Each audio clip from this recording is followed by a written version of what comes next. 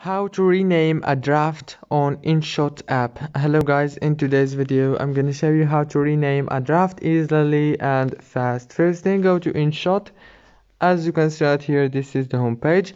Now click on video or photo wherever you have drafts. For example, as you can see right here, this is my draft. I'm gonna click here to see all the drafts.